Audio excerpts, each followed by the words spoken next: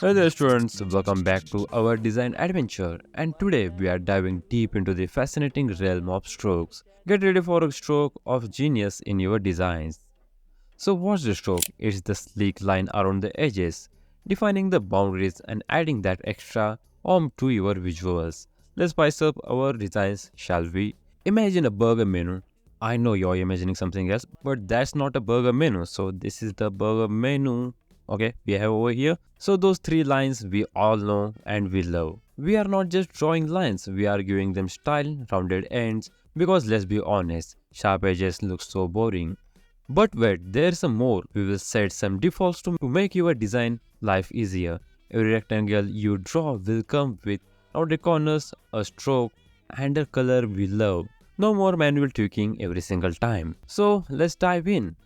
Okay, so as you can see, we have this boring rectangle. So let's select this one. So currently it has really sharp edges, and let me add some rounded edges. So let's go with 5. It looks great now. So as you can see, underneath the fill, we have option called strokes. So let's click on the plus. We got stroke 1, but we can add up to as many we want. Mostly I go for like 2 because 2 looks subtle and like it looks beautiful. Okay, we can change the color of the stroke. Like currently it is black. Most of the time it comes with the black.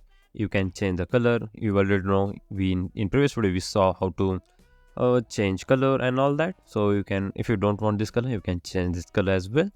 After that we have this option called, we can put our stroke inside, outside, as well as in center. So if I choose center, as you can see, it involves boundary outside the boundary as well as inside the boundary, and it creates the stroke in the middle. After that we have inside, so it creates stroke inside the boundaries, and at the end we all know it creates strokes outside, so that's why it is outside. So I'm gonna go with inside, and this is for stroke increasing. After that we have stroke per side. Like we saw in the rounded corners, we can give specific round value to specific edges. Okay, so let me click on this 3 dot menu, and in that we get lots of option. Like you want your stroke should be dotted or it's solid. So I'm gonna go with solid because solid looks great, and most of the time we use solid. And you can also use custom like dotted as well as little bit solid. You can also customize them, but most of the time we don't use this option that much, so be aware of that. Okay, one thing I forgot to show you, that this option called stroke per side. Like if I choose top, the stroke is only will be on the top. So as you can see, stroke is only available on the top. So that's how it works. You can choose all the options. You can also customize them, but for now I want the stroke should be on the all sides. So this is how stroke works. Now we can choose multiple options like multiple elements, and at the same time we can apply strokes. Oh, let's click on the stroke plus button, and I'm gonna give the value up to 2. And you can also use arrow keys to increase or decrease the value. If I use arrow up key, so the stroke will be bigger, and if I use down key, so the stroke will be less in value.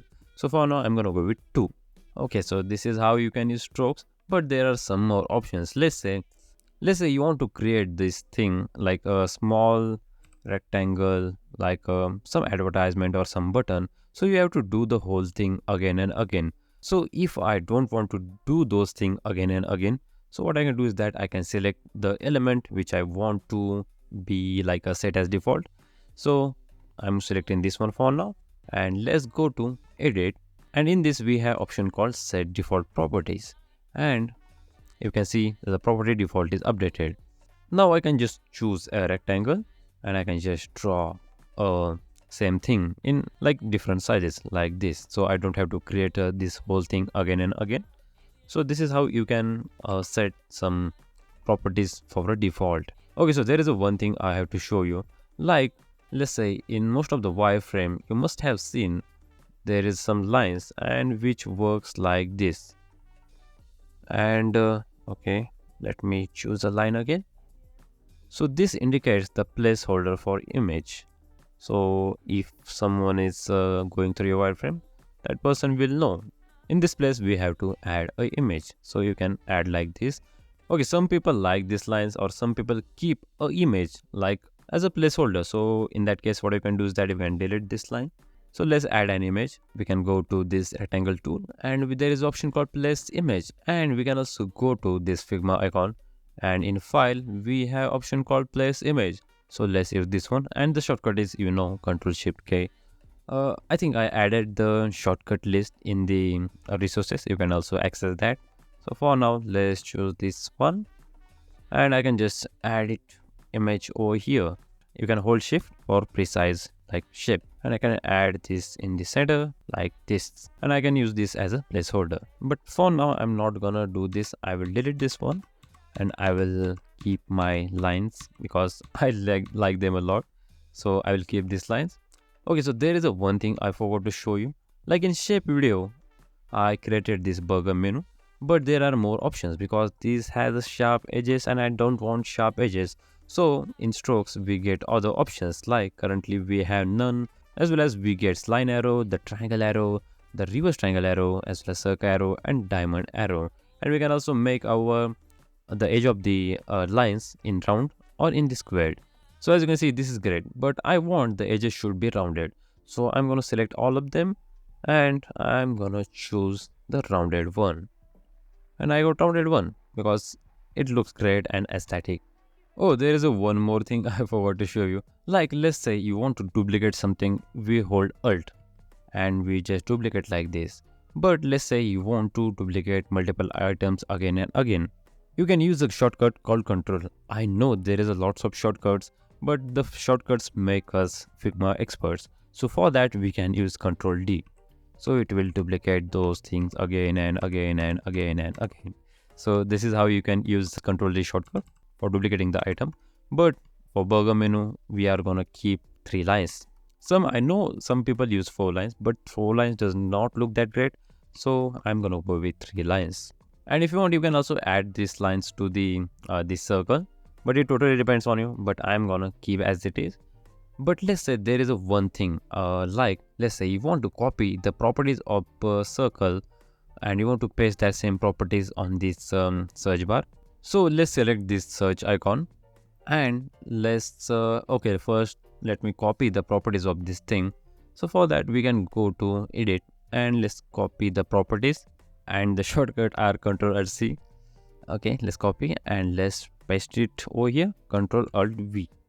So as you can see, we copied all the properties, and we didn't apply any strokes. Sorry, we didn't apply any rounded corners because it's already down. So that's why we got sharp edges. But we can fix that over here, or we can choose this one and we can copy the properties of this rectangle and we can paste it over here.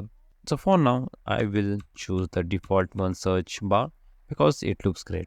So that's all about strokes. So in this video, we learn about how to add strokes to elements like rectangle, circle and all that. We also learn about how to copy the properties of elements and paste it on the other elements. And we also learn about how to create this beautiful looking hamburger menu, as well as how to add the rounded corners to it. And what we learned else? We also learned about the how to add an image as a placeholder, and those kind of basic things we learned today. So that's wrap for stroke 101. You are now armed with the skill to add that extra flair to your designs. Stay tuned for more design magic in the next video. Until then, keep creating and keep evolving.